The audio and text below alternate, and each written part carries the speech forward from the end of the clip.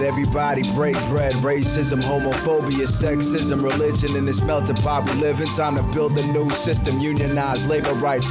Highlight the issue, talking heads left is best. The saga continues. The No Miki Show. The No Miki Show. The No Miki Show. The No Miki Show.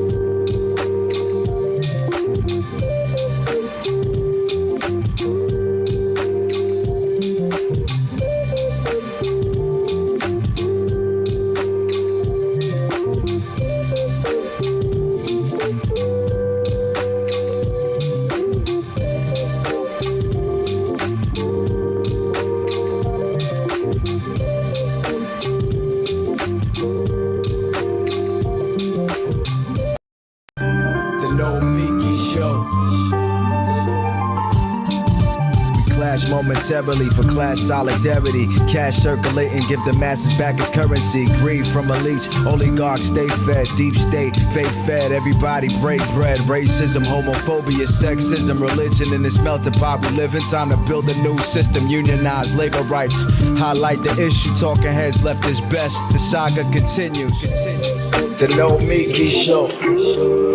Hello and welcome to TNS Live. I am Nomiki Kunst and it is Tuesday, April 26th, and I have some news. It's been a lot of fun doing this special TNS Live on Tuesday evenings, but we are rolling back into our normal schedule. This is our last Tuesday Night Live. I'm so sorry, guys, but I'm going to be changing it up. We've got a lot of different things that we're doing here. So we are going to be doing our regular Wednesday and Friday show, and if you are part of Rockfin, you can still watch all of our Rockfin videos. It is going to be there. We have the account. We might jump back in. Rockfin's a startup. There's lots of new things happening at Rockfin. But as we roll into summer, because it's getting there, it's about May. I want to, we got to take care of ourselves. So we're going to start off the show as we normally do on all the platforms. We're going to move over to rockfin.com/Nomiki. I'm really excited about this conversation that we're about to have with two reporters from the Intercept. It's a conversation about the asylum seekers and the U.S. government's response to what was the 2019 crisis. So that was under Trump at the border, and some documents were released, internal documents from the CBP. that show the transnational effort to shut down the asylum. And that's an article right now in the Intercept. It came out about a month ago, but it's a really big story. It's not going away anytime soon. We have John Washington, who writes about immigration and border politics, as well as criminal justice. His first book, The Dispossessed, A Story of Asylum at the U.S. Border and Beyond, was published in 2020 by Verso. And we have José Olivares, who is the lead producer for the Intercept TI podcasts, a bilingual investigative journalist and audio producer who has worked and focused on immigration, criminal justice, Latin America, and human rights. And I got to say, guys, I didn't plan this, but I'm in Tucson, Arizona right now, where I went to school, which, if you guys know geography, that is a very big part of these stories, very close to the Nogales, Arizona and Sonora borders. So thanks for joining. It's always tough with two people, but like I'm Greek, so I'm all about like everybody talk over each other. You'll figure it out. It's totally fine.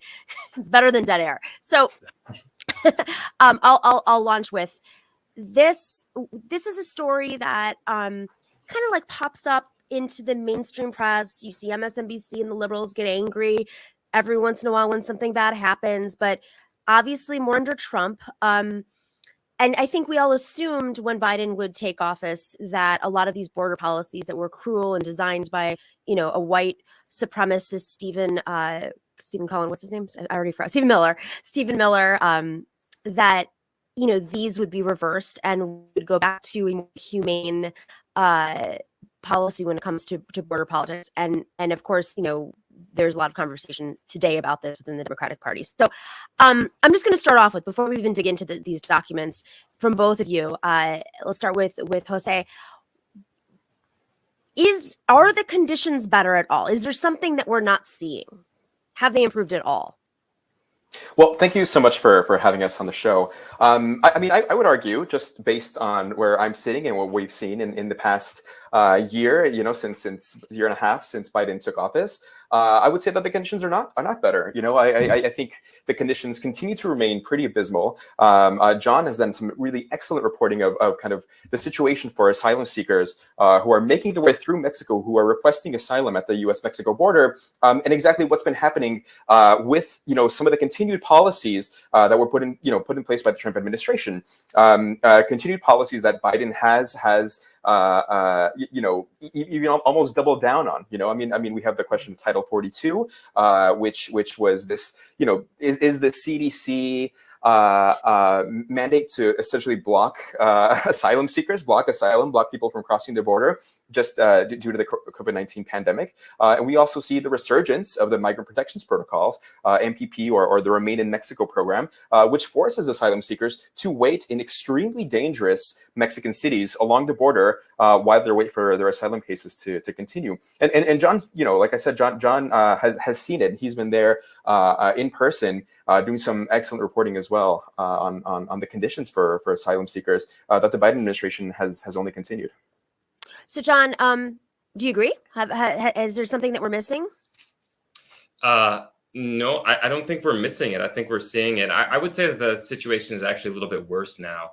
I'm also based in Tucson. I recently relocated here. So what? We should have just done this in person. I didn't realize you were here. I would say that what the documents that we obtained and we reported on last month, and we're still doing ongoing reporting about this issue and these broader issues. What they reveal to me is that this has been a cross-administration, multinational, multi-agency effort to block people from receiving the protections that they are legally obligated to or legally allowed to seek. This is something that's been building up for a long time. I think going back to the 90s, arising post 9/11 with the increasing militarization of the border, the militarization of immigration enforcement in the interior, the exportation of U.S. military enforcement to other countries, including Mexico, including Central America. This has been building up for a long time. What felt like the culmination, at least rhetorically and politically, under the Trump administration, has continued. The way that we talk about it under Biden is a little bit different. I think a lot of people are less alarmed about the situation, but for people who are trying to access refugee protections right now, the policies put in place by the Trump administration, which came on the back of a host of other administrations that preceded that, are continuing. And the situation has just gotten worse. As Jose mentioned, I've been doing some reporting on the ground in Nogales, in El Paso, and Juarez. And it's honestly as bad as I've ever seen. You know, I was also reporting from Tijuana in 2018 during a lot of the, when the so-called caravans were coming up and people were staying in tent cities, really squalid, desperate situation. And that continues today. It changes. Sometimes they knock down one tent city, they build it up again somewhere else. It's maybe they transfer some people to these shelters that are run by the governments of Mexico or run by NGOs. But people are increasingly desperate. And what I think this shows is that the situation that has forced them to flee in the first place has not been properly addressed. It's barely even really talked about. And so they're continuing to have to flee. They're continuing to have to leave their homes, cross extremely, extremely dangerous and deadly migration routes. And since nobody is giving them a place to find refuge, no one is willing to put up a roof over their head and welcome them, though we are obligated internationally and by domestic law to do so. They are and have been building up along the northern Mexico border for years and are at wit's end. They're preyed upon by transnational criminal groups, the cartels, by the Mexican government, by vigilantes, and have nowhere to go. And so it is as bad as I've ever seen it. Is it as bad as you've ever seen it because there are more people, or is it because it's just been the circumstances, the conditions are so bad because the facilities have been neglected, or or is it something specifically in Biden's policy that's just a touch worse than Trump's, building on Trump's? I would say all of the above. I mean, the numbers are really kind of hard to parse. It's complicated because a lot of the people have crossed, get immediately expelled, try to cross again. It's really actually hard to pin down an exact number of people who are waiting to cross if any of these provisions are lifted that would enable them to actually seek protections. But what I would say is, like, the Biden administration, or rather the state in general, because it's not just the election or the elected administration that is implementing these policies, but the courts, but the inertia of the politics themselves that have been forcing people to take increasingly desperate measures to try to cross, or really understanding that there is no way to cross at all, and so they're holding up and waiting for that opportunity. So it's both the numbers and then the conditions, as you mentioned, as well. I mean, we reported in 2019 people were forced into a body bag factory. That is just the sound of it is just like just gross. But right now, maybe it's not a body bag factory, but there are other factories, or there are other makeshift either tent shelters, tent encampments, or these makeshift shelters where people are crammed in, dealing with over the winter, rains, extreme cold, not having enough food, being terrified to go outside. Now we're, shifting into the summer season where it's increasingly hot. They're going to have to take these really, really dangerous routes through high temperature deserts. And, there's nothing that's helping these people. Nothing that has been done by this administration at all to really extend a hand. Jose, you guys were able to receive these documents, these internal Center for Border Patrol documents, essentially CBP. What was illustrated? Was there anything that was revealed that you didn't know or have a hunch about in these documents? I mean, I think with these documents, it really lays bare the extent of the CBP's actions, not just along the border, but also internationally, right? I think one of the things that really kind of stood out to me in particular that surprised me, but also it wasn't shocking. It was to be expected, but it was really interesting to see it right there on the page, is that they were surveilling and they were tracking migrants and asylum seekers all the way down from Panama, from the Darien Gap, and track them all the way through Central America, up north through Mexico, up until they reach the border, right? And so you really kind of see the vast intelligence and webs of communications that are taking place with the CBP, and also just exactly how they were able to militarize and mobilize not just its own agency, the CBP, but also other agencies. We see in these documents that as this caravan of migrants approached and reached this town of Piedras Negras, which is in Mexico in the state of Coahuila,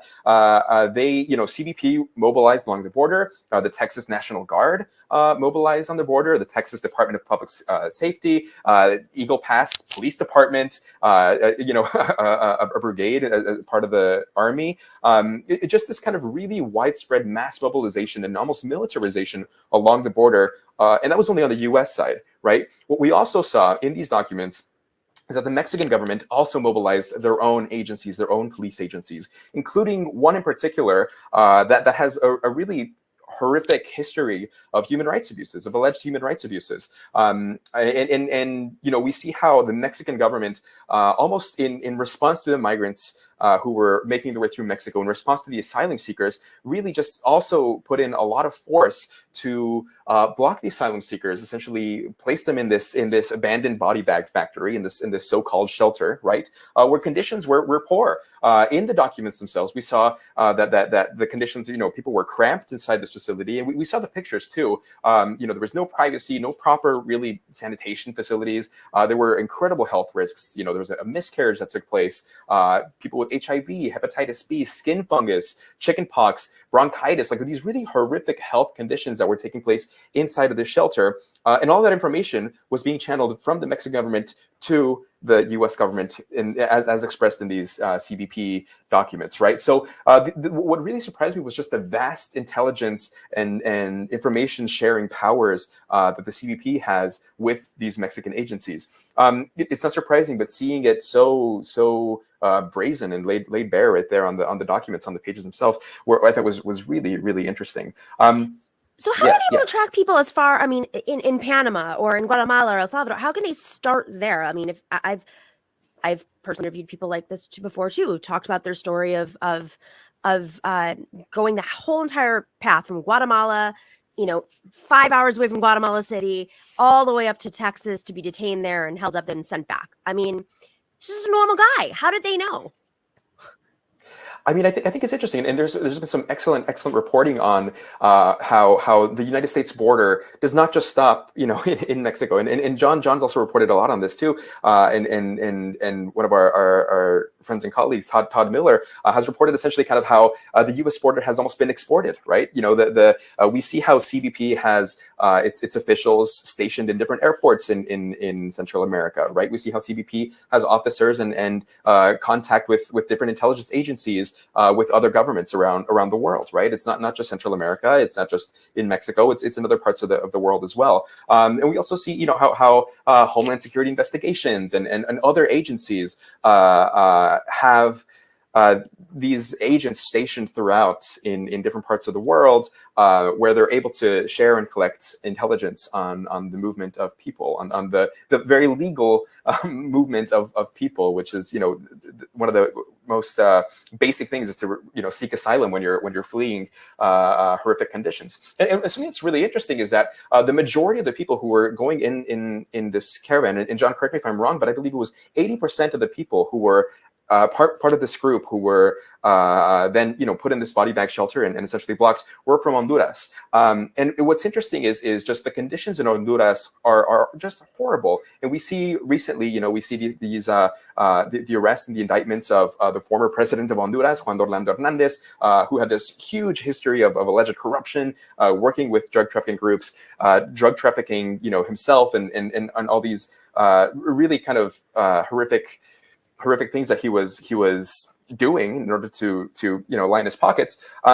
And what we see historically how the U.S. government has collaborated with governments like these in Honduras, and in other parts of the world. And so I think it's really interesting that, it's very tragic and it's a cruel joke almost for the U.S. government to go and work with presidents like Juan Hernandez, and work with government officials like these, where the conditions on the ground are just horrific, are horrendous. People are struggling. And then when people request asylum and seek for help, you just shut down the gate and say, no, no thanks, not in our country. So I think it was a really, really kind of interesting look into how the behind the scenes worked with these documents. You bring up a really interesting point, John. I mean, maybe you can touch on this and continue on. Is the rhetoric of the Republican Party is they're bringing their drug dealers and their criminals, but there seems to be some. Bear with me here. There seems to be some truth that if Customs and Border Patrol is using this as an excuse, I don't know if this is even legal or not in international law, to surveil people in Central America. Is it under the conditions that we're actually just monitoring this caravan because of the drug trafficking that could be occurring? Is that their justification? And is there any truth to that? Doesn't mean that it's, entirely true, but is there any sliver of truth? Yeah, that is largely their justification. And certainly there's a sliver of truth to it. I mean, drugs are being trafficked into this country. I mean, there's no doubt about that. But they're not largely, let me say that again. Largely, they're not being transported or smuggled into the country by migrants, by asylum seekers. That is increasingly rare. A number of years ago, some of the cartels would coerce migrants to carry a bundle of marijuana. And that was a way that if there was no other means by which they could pay off the smuggling fee, they could sometimes resort to doing that. But marijuana is increasingly legalized now. Most of the drugs are coming through ports of entry rather than being, ferried across through the deserts or across the Rio Grande. So the migrants are not the ones carrying the drugs. Those are typically separate operations, even if they're being controlled or run by the same organizations. So these are the transnational paramilitary groups that are smuggling the drugs, and they're also making a profit off the migrants who are having to pay them off to get through. But to go back to your question about how these people are being monitored as far away as Panama, this is something that we saw under the Trump administration. They talked very brazenly about threatening some Central American countries, threatening Mexico to crack down on migrants, to cooperate with DHS. But that had been going on before, and that continues today. During my administration, there was a number of accords that started to take place in which Border Patrol would go to some of these countries, would train some of the police agencies, would actually help found border guards. And, I was in El Salvador in 2019, and they launched their Border Patrol, Salvador's first ever Border Patrol. A really kind of almost laughable shoestring group of people. They had a helicopter as a prop that wasn't even theirs. And at this announcement, when they cut the ribbon, basically, a couple of guys sitting in the front row were speaking perfect English, and I just started talking to them, and they were State Department guys. And State Department has been working to secure borders across the world in order to stop at the country of origin people from crossing over and beginning to make their way to the United States. Also, it is part of a huge border industrial complex, which is increasingly intertwined. And this is a trend that we've been seeing for over a decade, increasingly intertwined with actually government agencies. So they leave government, they join these huge, Palantir or Boeing or any of the other organizations or any other corporations that are profiting off of militarizing the border, not just the U.S.-Mexico border, but many other international borders. And they're in constant communication. There's a lot of personnel overlap. And so this is something that we are continuing to see today. Different presentation. The Biden administration isn't threatening Guatemala, but they're still working with Guatemala to secure their border with Mexico, to secure their border with Honduras, and push back people who are under all international laws absolutely eligible to or allowed to seek asylum. So it's something that goes way back, and that we saw just a different tone struck during the Trump administration, but it still continues today. Absolutely. We're going to take a quick little break, 2-minute break, and move over to Rockfin and continue this conversation, because I do want to touch more on this border industrial complex.